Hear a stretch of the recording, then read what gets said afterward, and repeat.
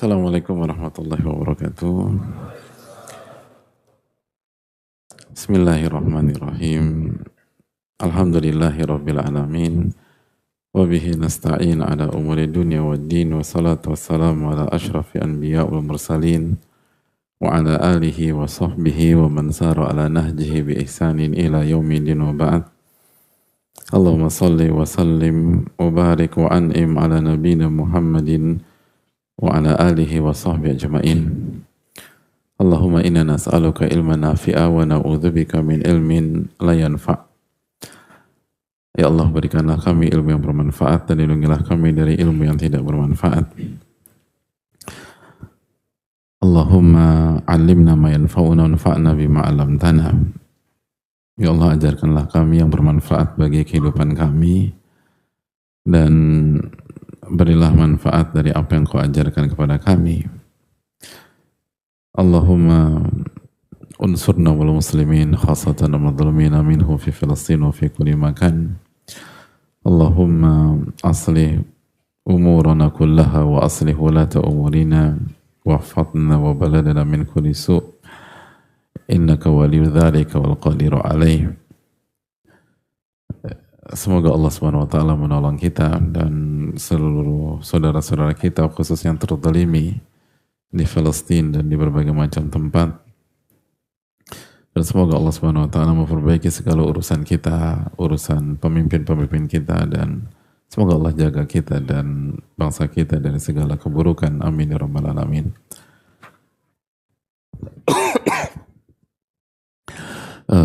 Hadirin Allah muliakan, alhamdulillah kita bersyukur kepada Allah Subhanahu wa taala yang telah memberikan kita hidayah dan taufiknya sehingga kita bisa berkumpul pada kesempatan kali ini dalam rangka menghadiri kajian rutin kita. Dan kita tahu bersama-sama bahwa kajian rutinlah yang merubah seseorang, atau yang lebih tepat rutinitaslah yang merubah seseorang. Al khairu adah, kata Rasulullah sallallahu alaihi wasallam. Kebaikan itu rutinitas. Kebaikan itu rutinitas. Oleh karena itu para ulama mengatakan man thabata nabat. Barang siapa yang konsisten dan fokus terhadap satu titik, maka dia akan tumbuh. Bibit seunggul apapun, kalau ditanam ke satu titik, lalu 3 hari kemudian digali, lalu dipindahkan ke titik lain, lalu ditanam lagi, lalu 2 hari kemudian digali, lalu dipindahkan ke titik lain, maka akan mati dan tidak akan tumbuh. Itulah pola kehidupan. Kalau kita ingin maju, kalau kita ingin berhasil, kalau kita ingin berkembang, maka kita harus konsisten di satu titik sehingga kita akan tumbuh dan berkembang di titik tersebut. Dan semua hal itu butuh waktu. Jadi makanya kata para ulama seperti Az-Zarnuji rahimahullahu ta'ala bahwa keberkahan ilmu itu adalah ketika konsisten dikaji sampai kitabnya selesai. Makanya salah satu kaidah para ulama adalah salah satu keberkahan ilmu, artinya kalau kita ingin ilmu kita berkah, maka saat kita membahas sebuah kitab atau kurikulum, maka selesaikan kitab itu. Dan artinya diantara maknanya kalau kita bisa menyelesaikan sebuah kitab, itu artinya kita rutin dalam mengkaji kitab itu, konsisten dalam satu titik, maka disitulah perubahan akan terjadi. Namun tantangannya adalah bahwa ketika kita fokus terhadap kajian rutin, kalau tantangannya adalah kehambaran, gitu loh. Karena kaidah mengatakan kathratul misas tumitul ihsas, bahwa seringnya berinteraksi, seringnya bertemu itu akan mematikan rasa, akan mematikan sensitivitas, nggak sensitif lagi, nggak ada rasanya, hambar. Nah itulah PR banyak kita, dan itulah yang menyebabkan kenapa di banyak tempat kajian tematik atau kajian tabligh akbar lebih menyedot massa atau lebih menarik bagi banyak orang daripada kajian rutin. Karena sekali lagi memang nggak mudah untuk istiqomah di kajian rutin. Karena diantaranya adalah adanya potensi kehambaran. Karena rutin begitu. Nah ini yang harus ditanamkan kepada kita semua. Dan itu kan terjadi. Bukan hanya di kajian rutin, di sholat 5 waktu gitu loh. Betapa banyak kita hambar ketika mengerjakan sholat subuh, sholat duhur, sholat asar, sholat maghrib, sholat isya, dan seterusnya. Kenapa? Karena setiap hari kathratul misas tumitul ihsas. Seringnya berinteraksi akan membunuh rasa, akan mematikan rasa. Jadi hadirin Allah muliakan, berbeda dengan sholat yang setahun sekali, sholat id. Banyak orang tuh sholat itu lebih terasa gitu loh, lebih mengharukan, apalagi setelah Ramadan atau apalagi setelah berjuang, setelah itikaf gitu loh. Setelah itikafnya kurang tidur, cari Lailatul Qadar gitu loh. Apalagi kalau nggak dapat makan dari bisnis itu semakin terasa gitu loh pas ketika sholat. Tapi sabar gitu loh, bukan dendam, bukan. Makannya habis, sabar, terus khatamannya selesai 15 kali khataman. Itu sholat Idul Fitri itu bisa nangis ya, Mak. Kenapa? Karena itu tadi. Tapi begitu sholat Idul Fitri selesai haru biru, sholat selanjutnya di hari keberapa hadirin?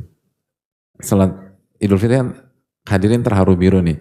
Sholat berikutnya tuh di hari keberapa? Hari ketiga. Jadi 2 hari absen. Ya hari yang sama pas sholat zuhur. Nah begitu masuk sholat zuhur lagi, kira-kira perasaannya sama apa enggak? Banyak yang enggak loh. Gitu loh. Karena sekali lagi itu tantangan dari ibadah yang rutin. Padahal mana yang lebih tinggi kedudukannya? Sholat zuhur atau sholat Idul Fitri? Sholat zuhur jelas. Tapi sholat zuhur setiap hari kita ketemu. Makanya sekali lagi butuh persiapan, butuh menghadirkan hati. Sama semua yang rutin itu kita harus sikapi ekstra dibanding yang lain. Kenapa? Karena kita harus libatkan hati kita.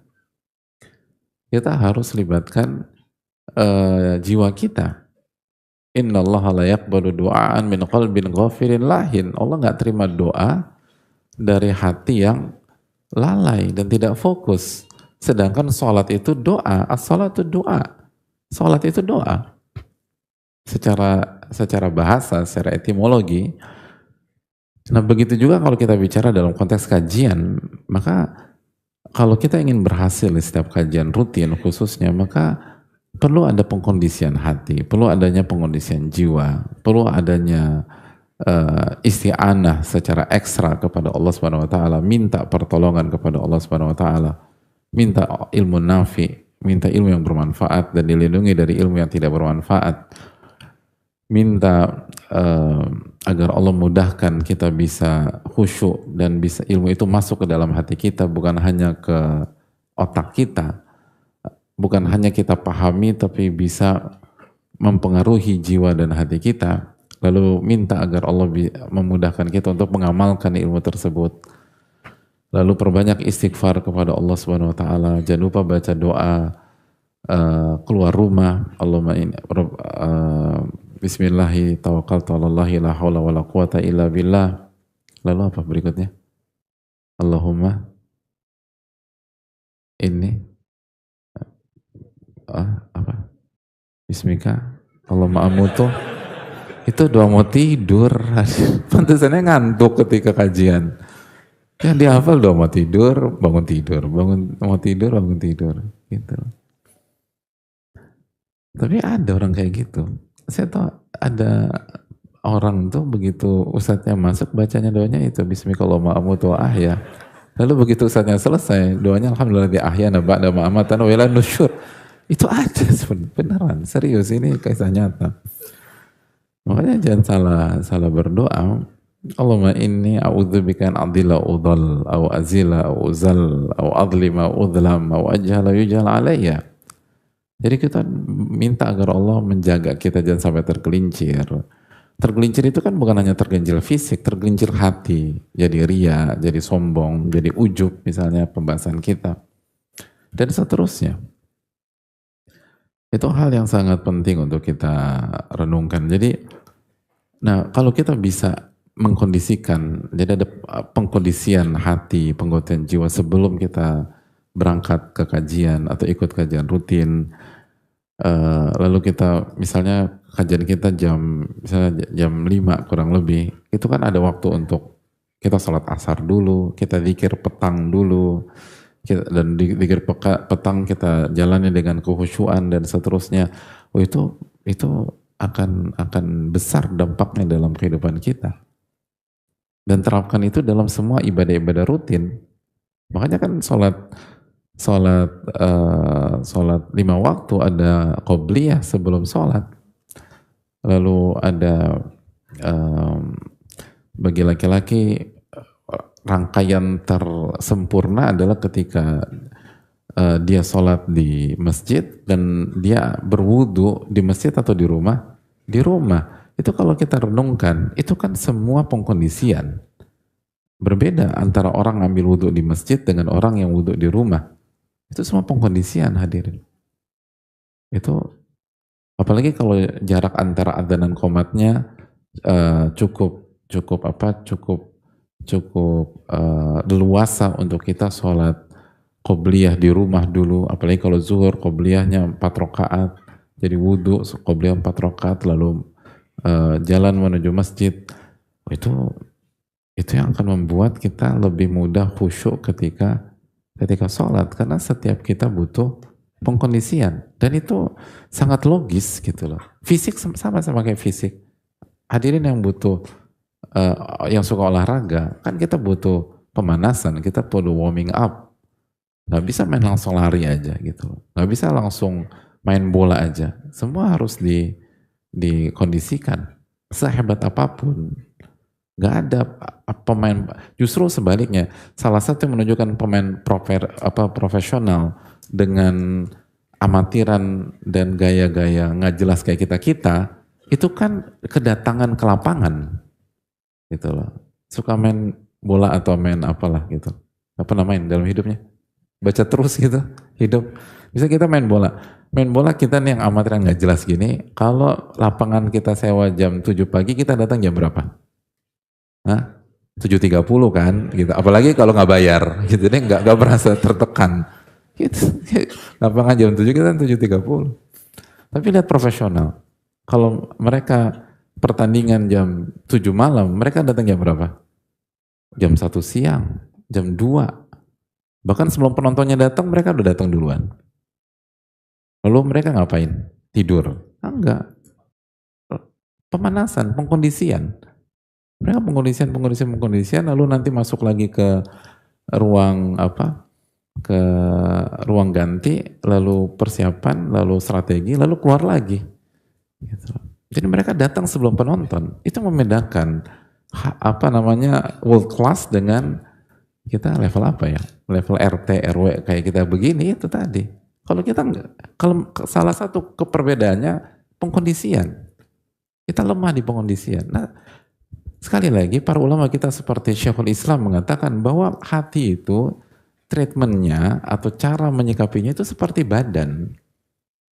Jadi kalau kita ingin berkualitas dalam ibadah kita, khususnya ibadah-ibadah yang rutin, yang sangat rentan kehilangan rasa di situ, maka kita harus persiapannya tuh lebih matang, lebih maksimum dan lebih totalitas. Kalau enggak, kita akan kehilangan rasa, kita kehilangan ruh. Oke, kita sholat tapi kita nggak khusyuk. Kita datang kajian tapi kita nggak mendapatkan ilmu nafi. Ilmu itu nggak masuk ke dalam hati kita.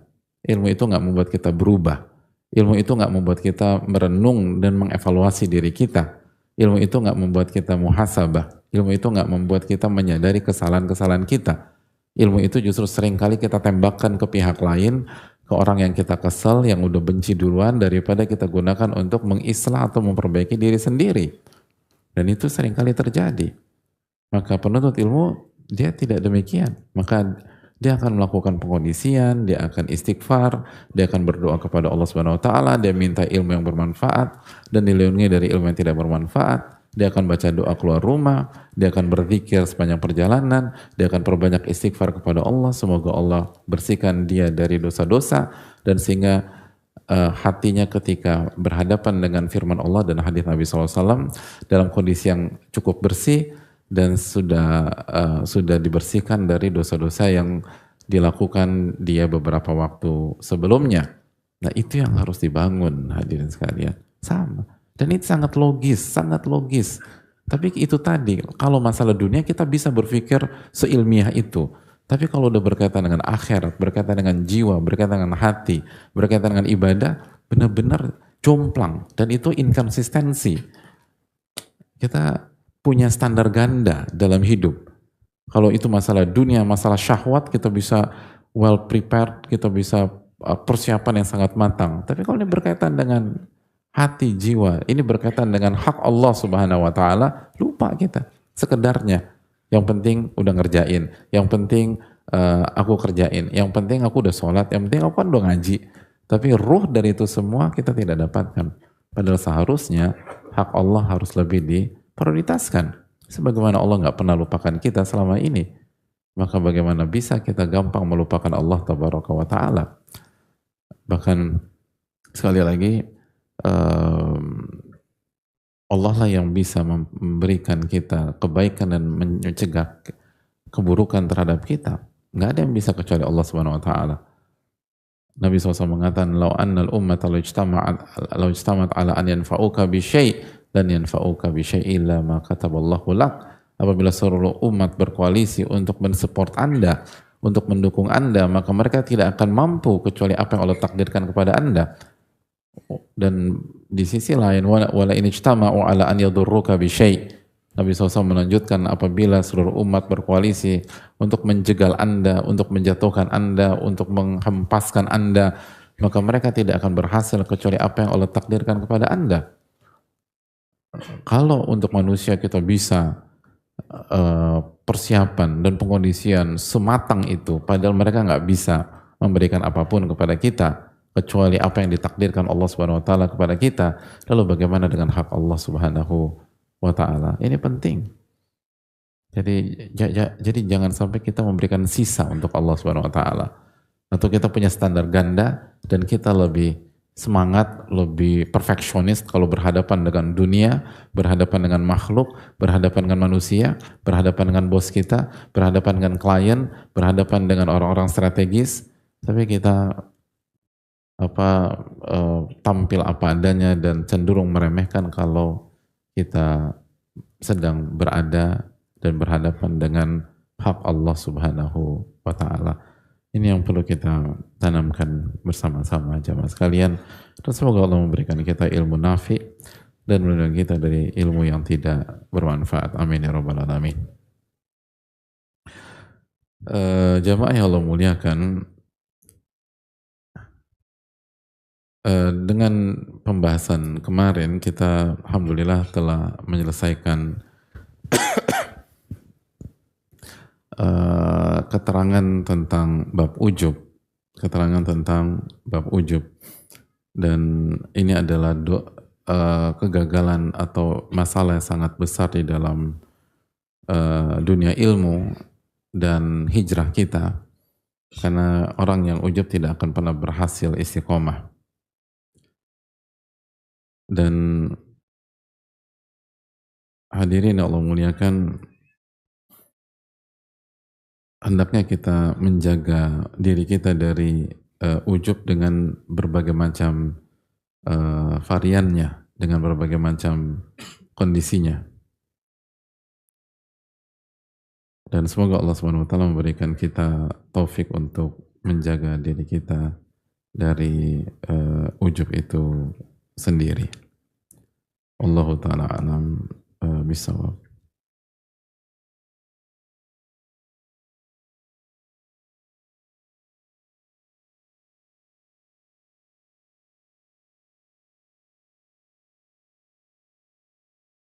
Dan bahkan saking pentingnya masalah ini,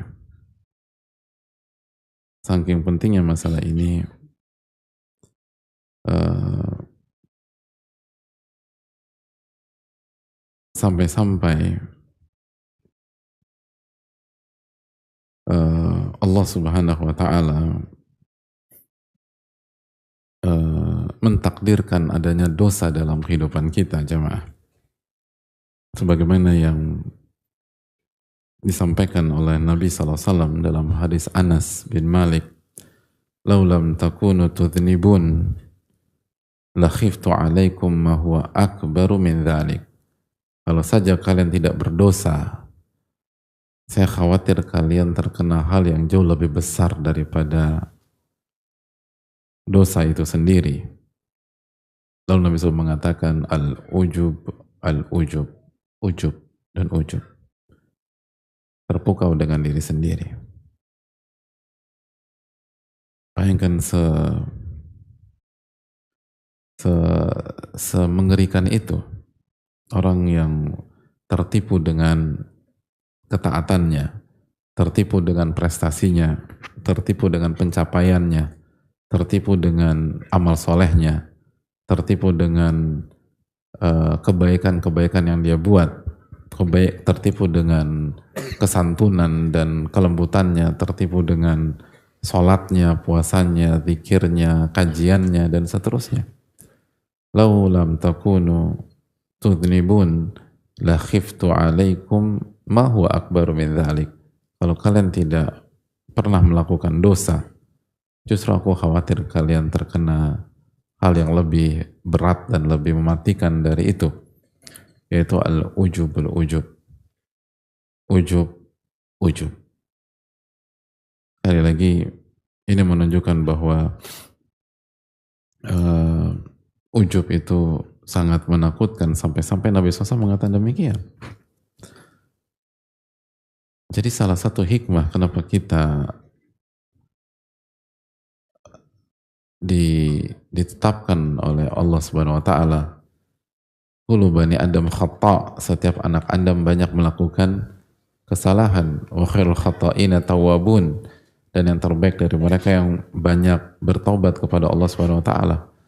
Karena kalau kita tidak pernah buat kesalahan, maka manusia itu akan tertipu dan terpukau dengan pencapaiannya sendiri. Itu bahayanya.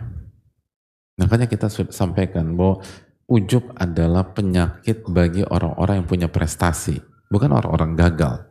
Jadi penyakit ini harus terus diingatkan, terus diingatkan, terus diingatkan seiring senioritas kita dalam hijrah, senioritas kita di dalam ilmu, senioritas kita di dalam amal-amal kebaikan.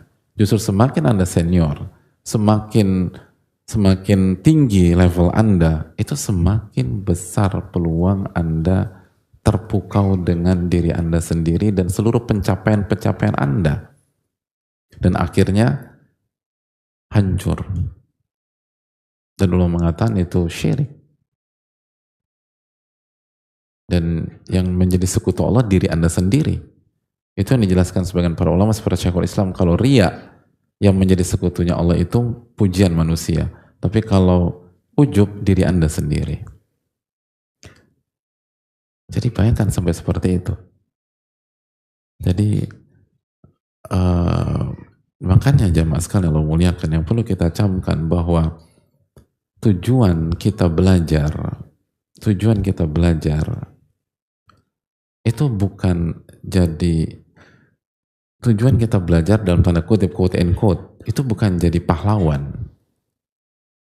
Tujuan kita belajar tuh bukan, misinya tuh bukan untuk jadi orang yang ini, tapi justru sebaliknya, tujuan kita belajar untuk menjadi hamba dengan makna yang sesungguhnya, hamba yang tidak punya apa-apa, hamba yang meyakini la haula wala quwata illa billah, tidak ada daya dan kekuatan kecuali dengan pertolongan Allah, hamba yang bisa meresapi firman Allah, ya ayuhan nas antumul fuqara'u ilallah, wahai manusia kalian butuh kepada Allah Subhanahu wa Ta'ala, Allahu al-Ghaniyul Hamid, dan Allah yang maha kaya dan maha terpuji.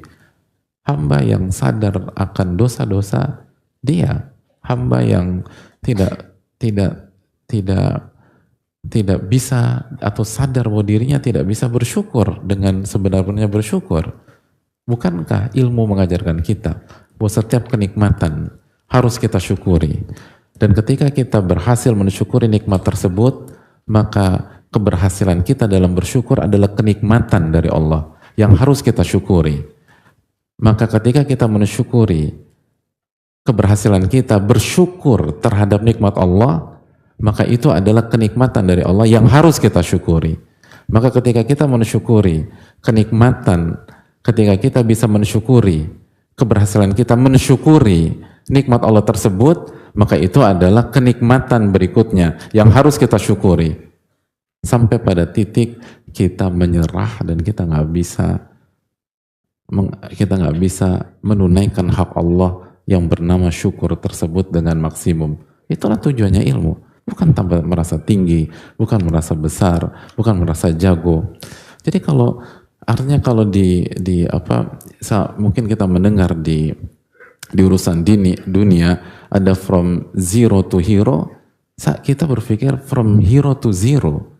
Dulu waktu kita belum belajar, kita merasa hero, kita merasa kita pahlawan di keluarga, kita merasa pahlawan di komunitas, kita merasa kita lah pahlawan di dunia dakwah. Tapi ilmu mengajarkan kita bukan siapa-siapa, kita nothing, kita zero, kita nol besar, kita bukan siapa-siapa kalau bukan pertolongan Allah Tabaraka wa Ta'ala. Ilmu mengajarkan kita bahwa sekali lagi bukan kita yang hebat, tapi Rabbul Alamin ala kulli syai'in qadir. Tapi Allah Subhanahu wa Ta'ala yang bisa melakukan itu semua. Dan kita beruntung karena Allah mempergunakan kita. Inna Allah idza arada bi 'abdi khairan ista'malahu wa kama qala. Allah kalau ingin kebaikan kepada seorang hamba, maka Allah akan gunakan dia dalam kebaikan. Dan itulah yang harus membuat kita semakin merasa bersalah, semakin merasa malu, semakin merasa malu. Makanya kan al-haya syu'batun minal iman. Rasa malu adalah cabang dari keimanan. Karena kita malu orang kayak kita dengan dosa, dengan kekhilafan, dengan track record yang gak bagus, kok dikasih kesempatan sama Allah. Pantasnya kita itu kan diadab, hadirin. Coba kita lihat kalau kita ingat dosa-dosa kita di masa lalu, bagaimana kita misalnya gak sholat, gak puasa, nggak berzikir, durhaka sama orang tua, mungkin melakukan dosa-dosa besar, ada yang pernah berzina, ada yang ini, ada yang itu. Tapi Allah bukannya mengadab kita, Allah kasih kesempatan, Allah kasih hidayah kepada kita, Allah kasih kesempatan kita untuk bertobat, Allah kasih kesempatan kita merasakan nikmatnya meneteskan air mata dalam rangka bertobat dan kembali kepada Rabbul Alamin. Allah memberikan kesempatan kita untuk meraih hidayah, merasakan hakikat dari keindahan hidup, kenikmatan hidup, ketenangan yang sejati. Selama ini kita merasakan kesenangan semu syahwat, dan ternyata sekali itu nggak ada apa-apanya ketika kita mendapatkan ladzatul iman, mendapatkan kenikmatan iman, mendapatkan manisnya iman, kelezatan iman. Jadi semakin kita belajar, semakin malu di hadapan Allah Subhanahu wa Ta'ala. Kok Allah kasih kita di level ini ya? Padahal kita nggak pantas. Apa yang kita lakukan? Kita kurang bersyukur, kita kurang dalam mengabdi kepada Allah, kita kurang khusyuk dalam sholat. Tapi Allah tambah lagi, Allah tambah lagi, tambah lagi. Makanya istahyu minallahi haqqul haya, kata Nabi SAW. Malulah kepada Allah dengan sebenar-benarnya malu. Bahwa kita nggak ada yang bisa kita banggakan, hadirin. Makanya itu yang kan kata para ulama, bahwa orang-orang yang merasa diri tinggi adalah orang-orang di fase awalnya ilmu, tapi semakin dia bertambah ilmu, teman-teman merasa kecil, merasa kerdil, merasa hina, merasa nggak punya apa-apa. Makanya hadirin Allah muliakan, kalau kita lihat ada hal menarik ada satu sisi yang menarik dari nama-nama besar dalam Islam, bahwa mereka semakin tinggi seseorang, mereka tunjukkan sangat simpel. Umar bin Khattab radhiyallahu ta'ala an, ketika ditusuk dan akan wafat, lalu dipuji oleh seorang anak muda, apa harapan beliau? Umar bin Khattab, khalifah Yang kata Nabi SAW, "Lau kana ba'di nabiyyun lakana Umar." Kalau ada nabi setelahku, maka orang itu Umar bin Khattab. Lalu beliau dipuji kan sama anak muda tersebut bahwa Nabi SAW wafat dalam kondisi ridho kepada engkau, dan engkau akan meninggalkan dunia dalam kondisi para sahabat-sahabat Nabi ridho kepada engkau. Apa yang membuat, apakah beliau ujub? Enggak, hadirin. Justru beliau mengatakan lali wala alayya. Salah satu kalimat yang sangat terkenal, beliau katakan lali wala alayya. Apa artinya? Artinya saya hanya berharap skor menjadi satu sama. Kalau Allah terima jasa-jasa saya itu, saya hanya berharap membuat skor draw antara jasa dengan dosa. Allahu Akbar. Umar bin Khattab berpikir demikian. Lihat, gak ada ujub sama sekali di level orang-orang terbaik. Salah satu doa yang dibaca Sa'id bin Musayyib, apa? Allahumma sallim sallim, Allahumma sallim sallim. Ya Allah, selamatkan saya. Ya Allah, selamatkan saya. Orang nomor satu di tabi'in berdoa selamatkan saya, bukannya menceritakan jasa saya A, jasa saya B, jasa saya C, jasa saya D. Ya Allah, selamatkan saya, selamatkan saya. Seakan-akan gak ada jasa sama sekali dalam perjalanan hidup beliau, padahal beliau Sa'id bin Musayyib, orang nomor satu di kalangan tabi'in, muridnya Aisyah dan nama-nama besar, dan bagaimana kewaraan, bagaimana kekokohan dia dalam menghadapi fitnah-fitnah dunia. Tapi begitulah orang-orang besar, semakin tinggi, semakin merendah, semakin tinggi, semakin merasa zero, semakin tinggi, semakin merasa nggak punya apa-apa, semakin tinggi, semakin merasa la haula wala quwata illa billah. Nggak ada yang patut dibanggakan, nggak ada yang patut dipuji kecuali Allah tabaraka wa ta'ala. Makanya itulah ayat yang kita baca setiap hari. Alhamdulillahi rabbil alamin. Segala puji bagi Allah, Rabbnya alam semesta. Gak ada yang berhak dipuji kecuali Allah. Gak ada yang berhak disanjung kecuali Allah Subhanahu wa ta'ala. Gak ada yang berhak dipuja kecuali Rabbul Alamin Ar-Rahman Ar-Rahim. Dan itu yang harusnya membuat kita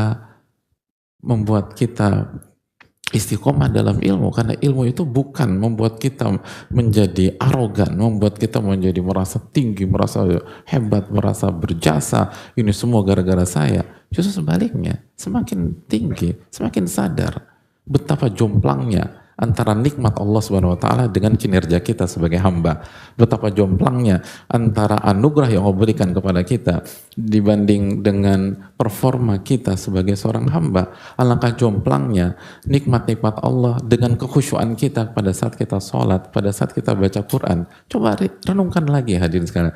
Kapan terakhir kita khusyuk ketika baca Al-Quran? Kapan terakhir kita nangis ketika baca Al-Quran? Tapi Allah nggak adab kita. Allah kasih lagi nikmat, Allah kasih lagi nikmat, Allah kasih lagi nikmat, Allah kasih lagi nikmat. Yang harusnya membuat kita malu, bukan membuat kita ujub. Harusnya membuat kita sadar bahwa sekali lagi sampai kapanpun kita tidak akan bisa membalas nikmat-nikmat Allah Subhanahu wa ta'ala kepada kita. Dan oleh karena itu, dan ilmu mengajarkan kepada kita bahwa Nabi kita alaihi salatu wassalam bersabda kepada kita, fa innahu lan yudkhilal jannata ahadan amaluh. Tidak ada seorang pun yang masuk ke dalam surga karena amalnya. Lan yudkhilal jannata ahadan amaluh. Tidak ada seorang pun yang amalnya memasukkan dia ke surga. Qalu wala anta ya Rasulullah. Lalu para sahabat bertanya, apakah engkau juga demikian wahai Rasulullah? Wala ana. Begitu juga dengan saya. Allahu Akbar. Illa an yataghammadani Allahu minhu birahmatih. Kecuali Allah meliputi aku dengan kasih sayangnya. Dalam riwayat, illa an yataghammadani Allahu bifadlin wa rahmah. Kecuali Allah SWT yang meliputi aku dengan karunia dan kasih sayangnya. Hadirin yang Allah muliakan. Gak ada satupun dari kita yang masuk surga karena amalan kita. Surga itu terlalu tinggi, kita nggak pantas. Tapi kita masuk surga karena rahmat Allah. Kita masuk surga karena karunia Allah Subhanahu wa ta'ala. Bukan berarti kita nggak beramal, kita harus beramal. Tapi sehebat-hebat amal kita untuk membayar nikmat Allah saja yang sebelumnya nggak dapat. Apalagi khalidina fiha abada, apalagi surga yang begitu luas dan nggak mungkin gitu. Hadirin Allah muliakan. Dan para sahabat bertanya, wala anta ya Rasulullah. Apakah engkau juga ya Rasulullah? Wala ana. Tidak juga saya. Kecuali karena Allah kasih rahmat kepada saya. Kasih karunia kepada saya. Nabi SAW saja bukan masuk surga karena amal beliau. Lalu siapa kita ujub? Lalu siapa kita merasa diri hebat? Lalu siapa kita merasa dijago? Nabi SAW. Gak ada suami yang lebih baik daripada Nabi SAW. Dan beliau gak masuk surga karena amal dan gak masuk surga karena performa sebagai suami. Tidak ada ayah yang lebih baik daripada Nabi SAW. Tidak ada orang tua yang bisa mendidik anaknya dibanding Nabi SAW. Lalu beliau tidak masuk surga karena kekuatan beliau dalam mendidik anak-anak. Tidak ada anak atau tidak ada keponakan yang lebih berbakti dibanding Nabi SAW. Lalu beliau tidak masuk surga dari karena itu. Tidak ada orang yang sholat sekhusyuk Nabi SAW. Tidak ada sosok yang qiyamul lail seperti Nabi SAW. Sampai Aisyah radhiyallahu anha itu sampai sayang banget sama suaminya karena Nabi SAW sholat lail sampai kaki beliau bengkak. Kata orang-orang di sekitar beliau, apakah harus sampai seperti ini ya Rasulullah? Bukankah kesalahan telah diampuni sebelum dan sesudah? Apa kata Nabi SAW? Afal akuna abdan syakura. Tidakkah aku pantas menjadi hamba yang bersyukur? Sallallahu alaihi wasallam. Hatta tawarramat qadamah, sampai kaki beliau bengkak. Kaki beliau bengkak, hadirin. Dan beliau tidak masuk surga karena amalan-amalan tersebut. Lalu kita ujub, kekonyolan di atas kekonyolan. Siapa kita? Nabi SAW ketika Qiyamul Lail membaca Al-Baqarah, membaca Ali Imran, membaca An-Nisa atau membaca Al-Baqarah, An-Nisa dan Al-Imran dalam satu rakaat, dan beliau tidak masuk surga karena amalan beliau. Siapa kita, hadirin sekalian?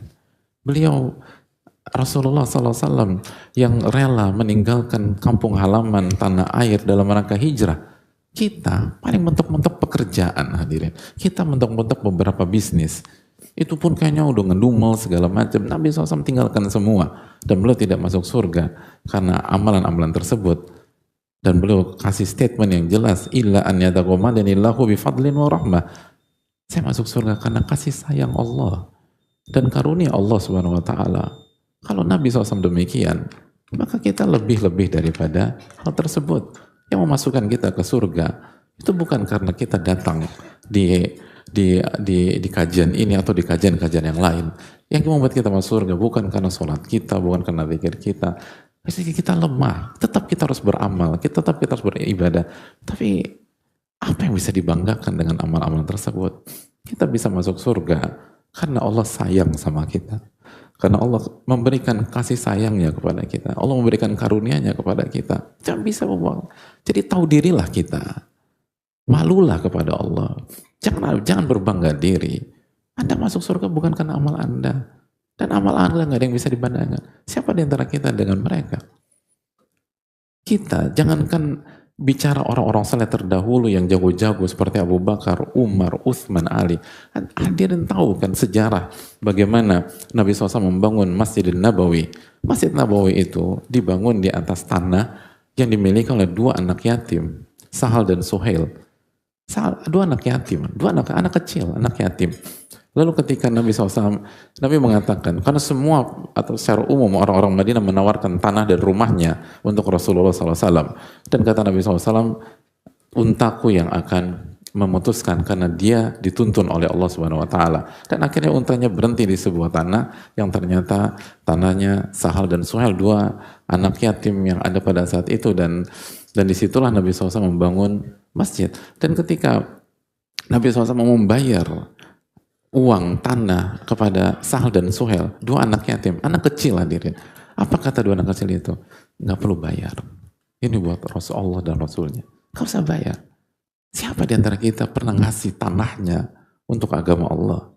Jangankan bicara Abu Bakar, jangankan bicara Umar, jangan bicara Utsman bin Affan.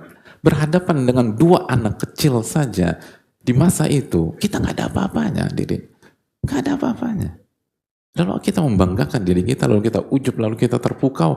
Itu kekonyolan di atas kekonyolan. Apa yang sudah kita lakukan? Kita pernah kasih semua harta kita di jalan Allah. Kita pernah kasih tanah kita di jalan Allah. Kita pernah kasih semuanya di jalan Allah. Ini anak kecil. Kita di usia yang sama, itu rebutan joystick PS hadirin. gitu. Kita nggak ridho, minjemin, bukan ngasih, minjemin joystick itu ke teman kita, atau bahkan kita nggak rela minjemin joystick itu ke kakak kita, adik kita, darah daging kita sendiri, kita nggak ridho. Level mereka itu kasih tanah, itu anak kecilnya kasih tanah untuk Rasulullah SAW. Lalu apa yang mau kita ujubkan sekarang? Apa yang kita bisa lakukan? Ini kelucuan. Harusnya kita sadar. Maka ilmu yang membuat kita semakin merendah, semakin tahu diri, semakin malu, dan semakin memohon ampun kepada Allah, dan berharap agar Allah sayang sama kita. Karena itulah jalan kita masuk surga. Jika Allah sayang sama kita, memaafkan dosa-dosa kita, dan memberikan kita karunia, itu yang kita andalkan. Gak ada satupun alasan logis kita pantas kagum dan pantas ujub terhadap diri kita dan amal-amal kita. Ini yang bisa disampaikan karena sudah masuk waktu maghrib. Wassalamualaikum warahmatullahi wabarakatuh. Assalamualaikum warahmatullahi wabarakatuh.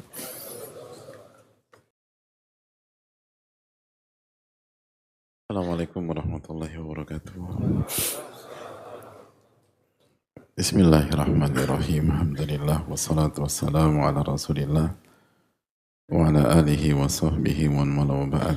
Allahumma inna nas'aluka ilman nafi'ah wa na'udzubika min ilmin la yanfa'. Ya Allah, berikanlah kami ilmu yang bermanfaat dan lindungilah kami dari ilmu yang tidak bermanfaat. Sekali lagi jamaah Allah muliakan, kita harus tahu karakter dari bidang yang sedang kita geluti dan apa tujuan dari ini semua. Kalau itu cara berpikir kita di dunia atau bidang-bidang kehidupan kita, lalu bagaimana dengan ilmu? Salah satu kegagalan atau penyebab kegagalan sebagian pihak adalah dia tidak tahu karakter dalam dunia ilmu dan dia tidak tahu tujuan dari ilmu itu sendiri. Di antara para ulama pernah ditanya seperti pertanyaan ke Syekh Shalih Utsaimin hafizahullah ta'ala tentang bagaimana caranya atau kitab apa yang dibaca agar kita bisa unggul di dunia ilmu, bisa tafawuq. Tafawuq itu dari kata-kata fauqa, di atas. Kita bisa menjadi yang terdepan, kita bisa jadi yang paling menonjol. Kita kalau bahasa formal kita bisa di ranking 1 gitu. Kita jadi yang terbaik secara apa, mungkin secara maklumat, secara segala macam dan lain sebagainya. Jadi gimana caranya? Lalu beliau, ulama kita, jawab dengan jawaban yang sangat mengejutkan. Kata beliau, apa gunanya jadi tafawuk? Apa gunanya punya titel yang terbaik? Apa gunanya punya titel yang terhebat, yang paling menonjol, yang menjadi nomor 1? Itu bukan tujuan di dunia ilmu. Apa arti dari itu semua? Itu bukan konsep kita. Tujuan kita belajar, kata beliau, agar mencapai derajat ihsan. Sebagaimana hadis Jibril. Dan para ulama mengatakan bahwa tingkatan tertinggi di dalam agama kita adalah ihsan. Level pertama, yang pertama adalah Islam, yang di atasnya iman, dan di atasnya yang paling atas ihsan, sebagaimana hadis Jibril alaihissalam, atau hadis yang dinamakan Ummu Sunnah, induknya sunnah Nabi Shallallahu Alaihi Wasallam. Dan yang dimaksud Islam adalah amalan-amalan zahir, lalu di level atasnya iman adalah amalan-amalan batin, Lalu ihsan adalah puncak dari itu semua. Yang disampaikan Nabi SAW, anta budallaha ka'annaka tarah, fa illam takun tarahu fa innahu yarak. Engkau beribadah kepada Allah seakan-akan engkau melihat Allah. Dan kalau engkau tidak bisa sampai ke level seperti itu, maka beribadahlah kepada Allah dengan keyakinan Allah Maha melihatmu. Itu puncak. Jadi itulah tingkatan tertinggi. Tingkatan tertinggi dalam agama kita adalah ihsan. Ketika kita beramal merasa diawasi oleh Allah, atau derajat muraqabah, merasa diawasi oleh Allah. Kita beramal dengan keyakinan Allah Maha melihat kita. Dan di level tertinggi lagi, musyahadah. Kalau kita beribadah, kita beramal seakan-akan kita melihat Allah Subhanahu wa taala melalui nama dan sifat-sifat Allah Subhanahu wa taala. Itulah tingkatan tertinggi. Jadi bukan menjadi lebih pintar dari A, lebih pintar dari B, lebih pintar dari C, lebih pintar dari D, atau menjadi yang paling pintar di sebuah majelis, atau menjadi paling pintar di sebuah kelas. Bukan itu poinnya. Tapi bagaimana ilmu itu menuntun kita menjadi orang-orang yang muhsin ketika beribadah, menjadi orang-orang yang ketika beribadah selalu merasa diawasi oleh Allah Subhanahu wa taala, dan beribadah di level musyahadah seakan-akan dia melihat Allah Subhanahu wa taala. Itulah tujuan utama kita. Bukan merasa paling hebat, bukan merasa tinggi, bukan terpukau dengan diri sendiri. Bukan sama sekali. Tapi bagaimana kita mencapai derajat ihsan. Dan orang yang sampai derajat ihsan pasti ibadahnya totalitas. Pasti akan habis-habisan. Pasti akan maksimal. Tapi orang yang ibadahnya secara zahir terlihat maksimal belum tentu ihsan. Belum tentu merasa diawasi oleh Allah. Bisa jadi karena dilihat oleh si A, bisa jadi dilihat oleh calon mertua, bisa jadi dia ngincar akhwat di belakang dan dia ingin tampil perfect. Semua bisa terjadi. Tapi kalau orang merasa diawasi oleh Allah, dia akan all out. Dia akan habis-habisan. Kenapa? Jelas. Dia yakin Allah melihat dia. Jadi sekali lagi, jadi bukan motif kita tuh bukan mengalahkan A, bukan mengalahkan B, bukan gimana majelis ini jadi rame, atau gimana kita mengalahkan majelis lain, atau kita lebih baik daripada, bukan itu poinnya. Poinnya adalah bagaimana kualitas ibadah kita semakin baik. Itu inti dari kita belajar. Bagaimana ketika kita mencari nafkah, kita benar-benar merasa dilihat oleh Allah. Bagaimana ketika kita berhadapan dengan maksiat, berhadapan dengan yang haram, maka kita katakan dalam diri kita, ini akhafullah, saya takut sama Allah, dan Allah sedang lihat saya. Allah al-basir, Allah maha melihat. Sehingga kita urungkan hasrat kita urungkan nafsu kita urungkan syahwat kita untuk melakukan hal-hal demikian. Itu inti dari kita belajar. Itu intinya kita menghafal ayat. Itu intinya kita menghafal hadis Nabi SAW.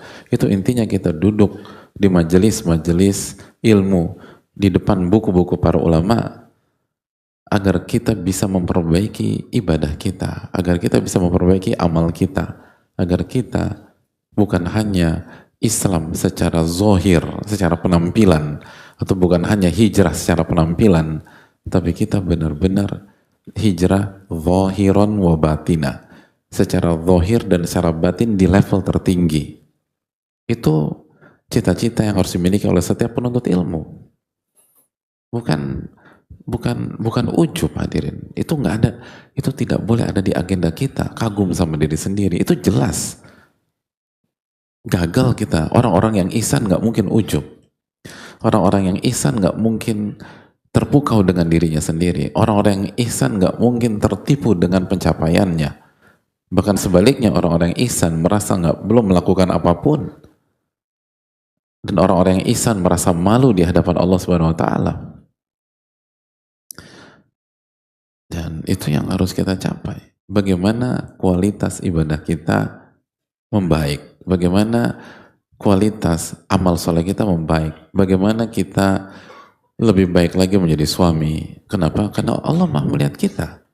Jadi walaupun istri kita nggak bisa pantau kita, kita akan tetap menjaga rumah tangga kita dan kesehatan kita. Kenapa? Karena Allah Maha melihat.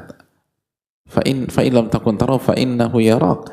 Kalau Anda belum bisa sampai di level musyahadah, maka yakinlah Allah Maha melihat Anda. Sebaliknya juga demikian, kita menuntut ilmu agar kita lebih baik sebagai istri. Walaupun suami kita pergi dan kita bisa hubungi A, bisa hubungi B, kita bisa selingkuh, kita bisa berkhianat, tapi kita nggak lakukan. Kenapa? Ini akhafullah, saya takut dengan Allah. Dan Allah Maha melihat saya. Suami saya mungkin nggak lihat saya, tapi Allah lihat saya. Istri saya nggak lihat saya, tapi Allah Maha melihat saya. Itu derajat ihsan. Bagaimana kita menjadi orang tua yang mendidik, orang tua yang memberikan yang terbaik buat anak-anaknya, walaupun anak-anaknya nggak bisa komplain, anak-anaknya masih kecil, anak-anaknya nggak ngerti juga apakah diberikan yang terbaik atau dipermainkan, tapi lagi-lagi Allah Maha melihat. Saya nggak berani buat macam-macam. Oke, anak saya bisa saja saya bawa ke kanan, bawa ke kiri, tapi anak saya punya Rabb yang akan bertanya kepada saya pada hari kiamat nanti, apakah saya menunaikan hak anak-anak saya apa tidak. Itu tujuan kita belajar, bukan terpukau dengan pencapaian kita, terpukau dengan hafalan kita, terpukau dengan kekuatan pemahaman kita, terpukau dengan kejeniusan kita, terpukau dengan keseniorian kita. Kita merasa udah bertahun-tahun di majelis ilmu A, majelis ilmu B, majelis ilmu B, C, dan akhirnya kita terpukau dengan itu. Bukan itu poinnya. Justru itu menunjukkan kita gagal dalam dunia ilmu. Orang-orang yang berhasil, dia akan selalu merasa diawasi oleh Allah Subhanahu wa Ta'ala. Itu tujuan kita, hadirin. Makanya ulama mengatakan, apa gunanya Anda menjadi yang terbaik secara pemahaman kalau Anda tidak memperbaiki ibadah Anda? Apa gunanya Anda menjadi yang terdepan dalam hafalan atau setoran hafalan juz 30, juz 29, juz 28 kalau Anda nggak mengamalkan apa yang Anda hafal dan Anda nggak berusaha mengamalkannya dan Anda merasa bebas-bebas saja seakan-akan Rabb Anda buta atau tidak bisa mendengar? Bukan itu kan poin kita. Poin kita belajar agar memperbaiki hubungan kita dengan Allah, agar memperbaiki kedekatan kita dengan Allah, agar memperbaiki kualitas ibadah kita dengan Allah. Atau bahasa yang lebih simpel, kita belajar agar menjadi hamba, bukan menjadi pahlawan. Jadi hamba, dan hamba rendah. Namanya hamba. Hamba adalah status yang sangat rendah. Sangat rendah, hamba. Hamba itu lebih rendah daripada ART, hadirin, hamba. Makanya tapi itu gelar yang benar-benar sangat fenomenal dalam agama kita kalau ditujukan kepada Allah Subhanahu wa Ta'ala. Makanya itu kan gelar yang diinginkan oleh Rasulullah SAW. Hamba Allah, hambanya Allah, hamba nggak punya apa-apa. Hamba tuh nggak punya apa-apa. Hamba tuh nggak pernah membanggakan dirinya. Hamba tuh nggak pernah ingin terlihat hebat. Hamba itu rendah. Hamba itu rendah. Dan itulah yang harus dilakukan. Bagaimana hidup kita senantiasa merendah di hadapan Allah, senantiasa mengkerdilkan diri di hadapan Allah Subhanahu wa Ta'ala. Dan itu bukan minder, bukan minder, tapi ketundukan, kepatuhan dan kerendahan di hadapan Pencipta yang mempunyai semua ini dan mempunyai diri kita semua.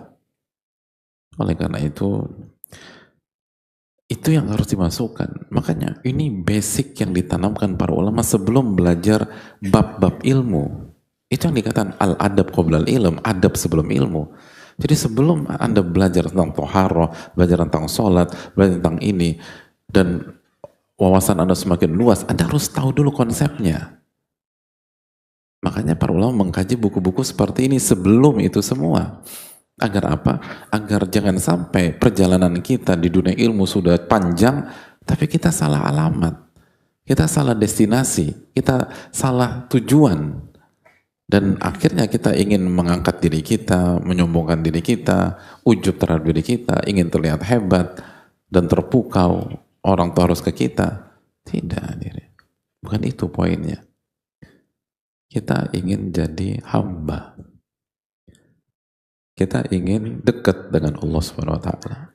Kita ingin disayang sama Allah. Kita ingin diampuni oleh Allah Subhanahu wa taala.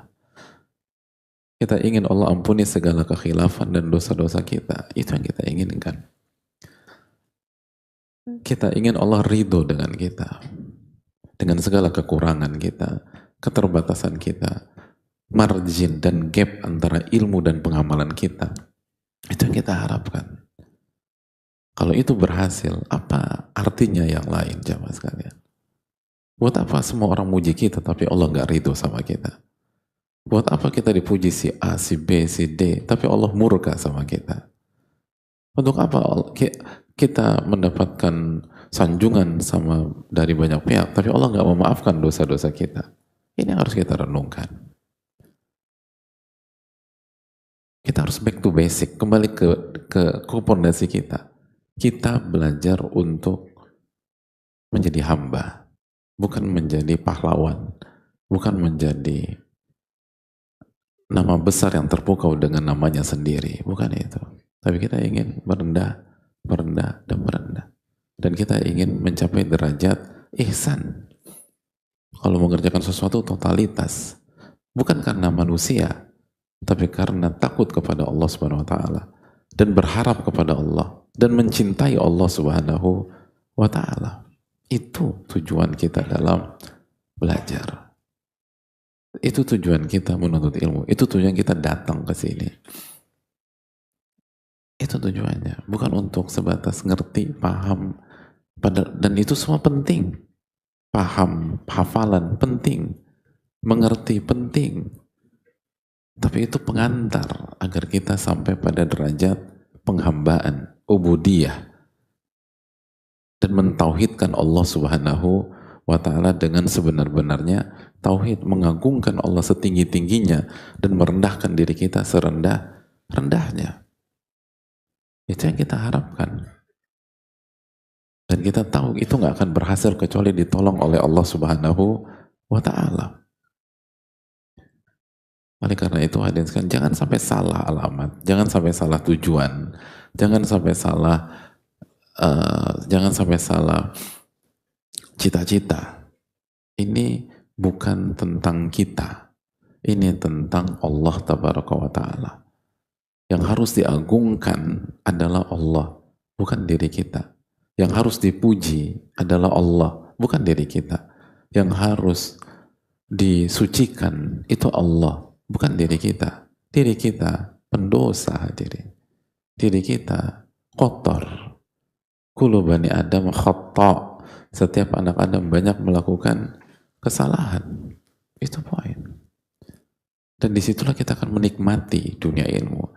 Disitulah kita akan menikmati ayat-ayat yang kita baca, ayat-ayat yang kita tadaburi. Disitulah kita akan menikmati hadith-hadith yang kita pelajari. Disitulah kita akan menikmati keterangan para ulama yang kita telaah dan kita renungkan. Kalau nggak akan berhasil. Kalau nggak hambar, hadirin sekalian. Orang-orang sombong tuh hambar semua hidupnya. Orang-orang yang arogan, yang ujub, gak ada nikmat-nikmatnya. Mereka gak pernah merasakan hidup. Gitu. Gak akan pernah merasakan hidup. Hadirin sekalian, coba kapan kita merasakan nikmatnya Qiyamul Lail misalnya? Pada saat kita merasa kotor.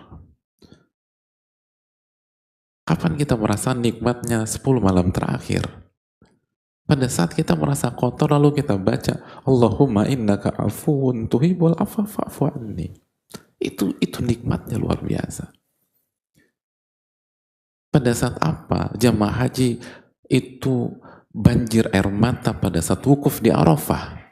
Pada saat kagum dengan dirinya, pada saat sombong, pada saat ujub? Bukan. Pada saat mereka merasa kotor. Lalu mereka merasa Allah tetap undang mereka. Dan detik itu mereka berada di tanah yang begitu luar biasa yang bernama Arafah. Tanah yang diinjak oleh para anbiya di masa mereka masing-masing. tempat di mana mereka dibanggakan oleh Allah Subhanahu wa taala di hadapan malaikatnya. Padahal mereka sadar betapa kotornya diri saya. Kok saya diundang gitu loh. Padahal masih banyak orang-orang kayaknya lebih luar biasa, tapi saya yang diundang. Harusnya saya diusir, tapi Allah nggak usir saya, Allah undang saya. Oh, itu tumpah air mata di wukuf Arafah, hadirin. Semua tentang itu. Semua tentang kerendahan, bukan tentang ketinggian. Makanya begitu kita merasa tinggi, hambar ibadah, hadirin. Hambar. Kajian akan hambar, sholat akan hambar, qiyamul lail akan hambar, zikir akan hambar. Semua kan, umroh anda mau bayar ratusan juta, tapi Anda berangkat dengan ketinggian, hambar umroh itu. Tapi kita di apartemen yang biasa-biasa aja, cenderung jelek segala macam. Tapi kalau kita datang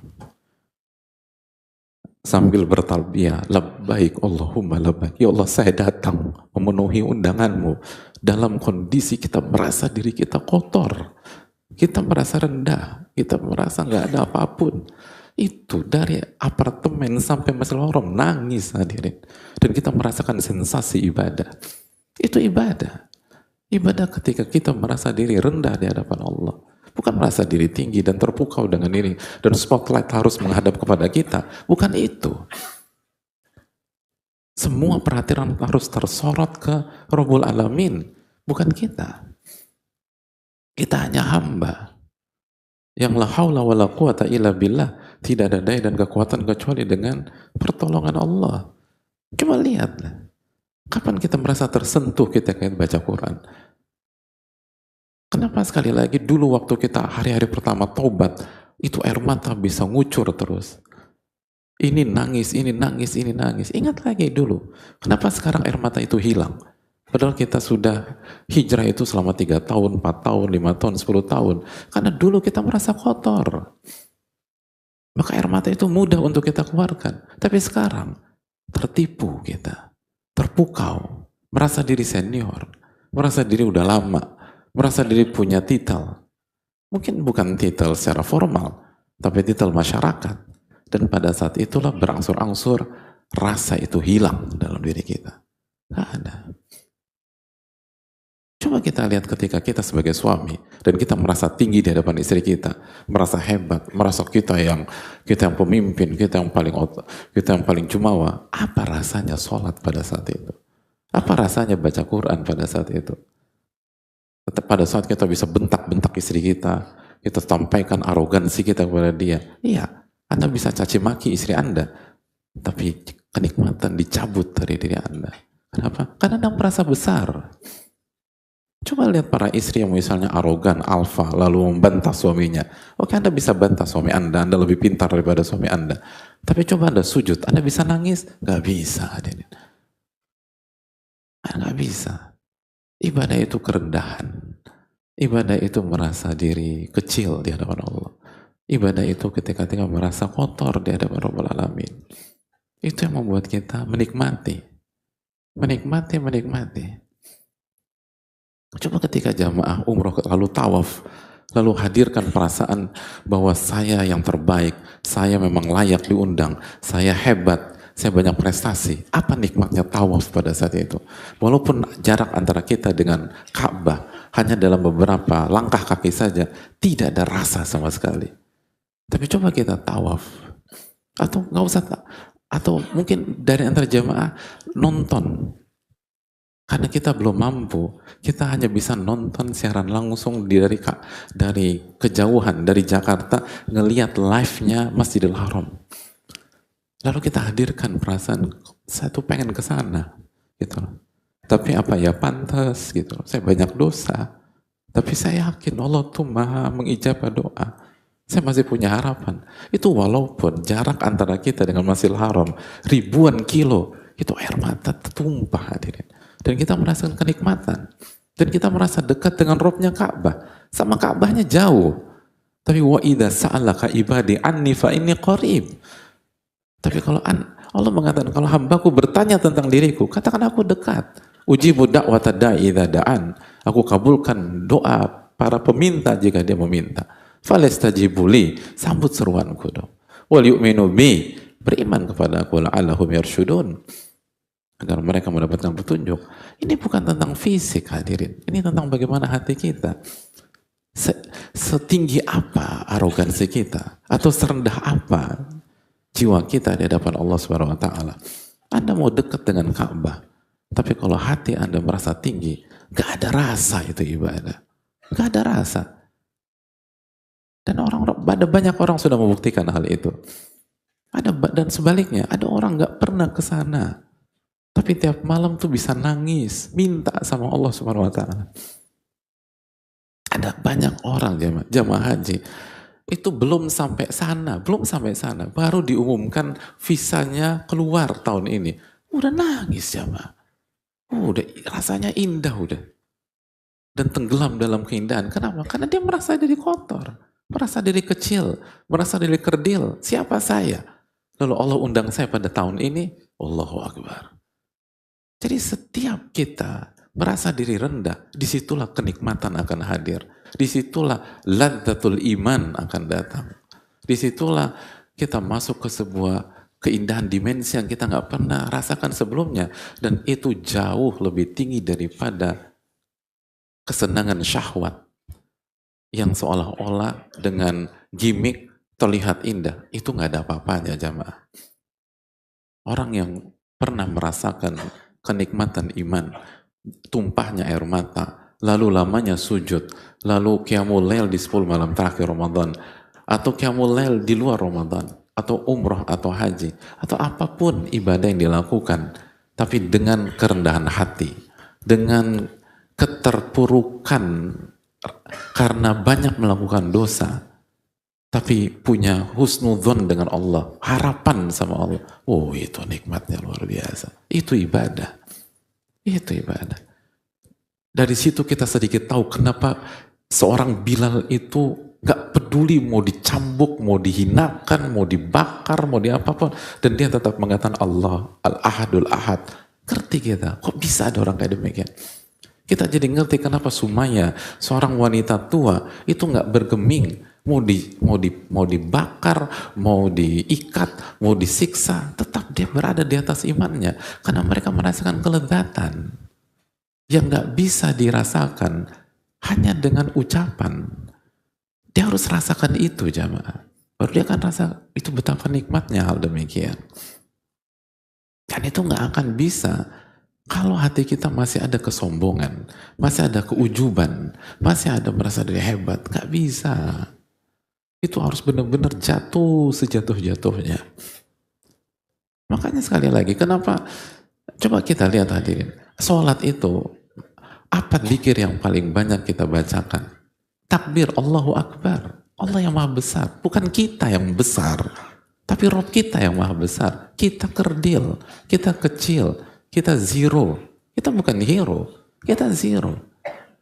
Lalu posisi apa yang terbaik dan terdekat dengan Allah? Sujud hadirin. Aqrabu ma yakunul abdi min rabbi wa huwa sajid fa'akthirud du'a. Kata Nabi SAW, posisi terdekat seorang hamba dengan Allah adalah ketika dia sujud. Maka perbanyak doa. Sujud doa. Kenapa? Kenapa? Karena walaupun kalau secara fisik mungkin berdiri lebih dekat daripada sujud. Karena Allah di atas. Tapi ini bukan tentang fisik, ini tentang makna. Ketika Anda sujud, Anda benar-benar merendahkan diri Anda di hadapan Rabbul Alamin. Anda letakkan kepala Anda, kening Anda itu sejajar dengan tanah. Kepala itu simbol ketinggian seorang manusia. Kepala itu simbol pride-nya, kehormatan dia. Kita didorong pundak, kita akan sabar hadir. Tapi kalau kepala kita digituin, kita nggak bisa sabar, karena itu penghinaan. Tapi dalam sujud kita rendahkan, dan disitulah kenikmatan terbesar terjadi. Kenapa? Karena ini tentang kerendahan. Kita tuh belajar untuk merendah, bukan meninggi. Kita belajar untuk merasa nggak punya jasa apapun, bukan merasa banyak jasa. Terjadi kesalahpahaman di banyak kita seringkali ketika kita tidak mengerti tentang hakikat ini. Makanya kalau setiap penuntut ilmu bisa memahami hal ini, itu dunia ilmu tuh indah hadirin. Gak ada merasa diri hebat, gak ada. Semua merendah. Gak merasa diri hebat. Semua merasa diri bodoh. Semua merasa diri gak punya. Semua merasa la haula wala quwata illa billah. Main, lihat zikir pagi petang. Ya hayyukum birahmatika astaghith aslih li sya'ni kullah wala takilni ila nafsi tarfata ain. Aslih li sya'ni kullah, perbaiki segala urusanku dan jangan biarkan aku bertumpu pada diriku semata walaupun sekejap mata. Walaupun sekejap mata jangan biarkan aku bertumpu pada diriku. Kenapa? Karena lemah. Wa khuliqal insanu dha'ifa. Allah berfirman dan manusia diciptakan dalam kondisi lemah. Tapi siapa yang merasa lemah, hadirin sekalian? Dan inilah salah satu bius dunia. Dunia itu membuat ilusi bahwa kita tuh tinggi, kita tuh hebat, kita tuh luar biasa, kita bisa melakukan semuanya. Itulah salah satu bius harta. Karena harta benda ajaib yang membuat Anda seakan-akan luar biasa, hebat dan bisa lakukan apapun. Anda bisa beli semuanya. Padahal enggak, hadirin sekalian. Enggak bisa. Dan itulah pentingnya ilmu nafi. Jadi bukan meninggi, tapi merendah. Merendah, dan terus merendah. Dan semakin merendah kita, semakin kita menikmati proses kehidupan kita sebagai seorang hamba. Itu poin. Itu yang perlu kita camkan. Dan semakin kuat kita sebagai manusia. Hadirin, semakin hadirin merendah, semakin hadirin nggak bisa, semakin hadirin tidak sakit kalau ada yang menjatuhkan. Kapan kita merasa sakit ketika dijatuhkan? Ketika kita ada di lantai ke-15 misalnya, lantai ke-12. Tapi kalau kita ada di basement -2, apa sakitnya hadirin? Itu udah mentok. Jadi itu yang membuat kita kuat justru. Makanya orang sombong, orang ujub, orang yang paling sakit hati kalau dibicarakan orang. Kenapa? Karena dia merasa tinggi. Begitu tinggi, dijatuhin orang, jatuh sakit. Tapi orang yang merasa rendah, gak ada isu. Dasar bodoh loh. Emang gue bodoh? Gitu deh. Emang gue bodoh? Dasar bodoh, gak pintar. Emang gue gak pintar? Tenang hidupnya. Hadirin kalau dibilang bodoh, tersinggung gak? Karena merasa pintar kan? Kalau tersinggung, kalau kita memang bodoh, santai aja. Ngomong emang gampang hadirin. Dan yang berbicara nggak lebih baik daripada yang mendengarkan. Tapi itu hakikatnya. Itu yang membuat kita kuat sebenarnya. Ketika kita benar-benar merasa diri rendah, merasa diri kecil, merasa diri kita lemah. Lalu kita serahkan semua kepada Rabbul Alamin. Dan saat itu Allah akan tolong kita dan Allah akan uraikan masalah kita satu demi satu. Ini semua tentang itu. Dan itulah penghambaan. Oleh karena itu jemaah sekalian, sekali lagi, dari sini kita sadar betapa ujub itu adalah antitesa dari ilmu itu sendiri. Makanya pasti gagal. Pasti gagal. Karena tujuan ilmu justru membuat kita merendah. Karena dengan merendahlah kita akan berhasil dunia dan di akhirat. Dan dengan merendahlah kita akan kita akan kuat secara jiwa dan secara mental. Dan itu cara Allah menguatkan kita. Dan kita akan merasakan kenikmatan ibadah. Ini yang bisa disampaikan. Dan di pertemuan berikutnya insya Allah kita akan lanjutkan materi kita ke penyakit yang berikutnya. Kita sudah selesai dengan ujub, dengan segala keterbatasan dan kekurangan kita. Qadarullah waktu sudah habis, sudah masuk waktu Isya. Semoga kita bisa buka sesi tanya jawab di pertemuan yang akan datang. Sekali lagi semoga kita mendapatkan ilmu nafi dan dijauhkan dari ilmu yang tidak bermanfaat, dan semoga kita diberikan manisnya iman dan kelezatan dalam beribadah dan bertaqarrub kepada Allah Subhanahu wa taala. Dan semoga Allah Subhanahu wa taala memberkahi ilmu kita. Subhanakallahumma wa bihamdika la ilaha illa anta astaghfiruka wa atubu ilaik. Assalamualaikum warahmatullahi wabarakatuh. Donasi kilat bersama makmurkan masjid. Gelombang keempat. Sahabat, beberapa waktu lalu Allah mudahkan kita bertawun untuk penambahan daya listrik serta jasa pemasangan listrik Masjid Nurul Iman Blok M Square Jakarta Selatan.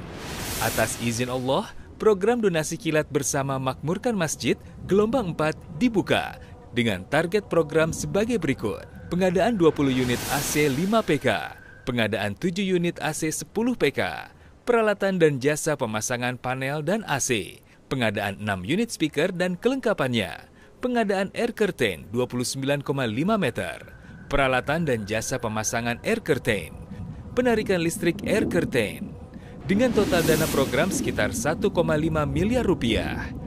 Kesempatan beramal ini insya Allah terbuka hingga target donasi terpenuhi.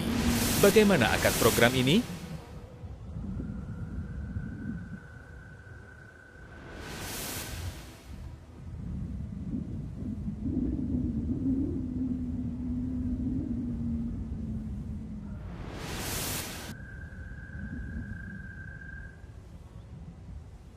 Ayo berjuang bersama memakmurkan masjid. Salurkan sedekah terbaik kita melalui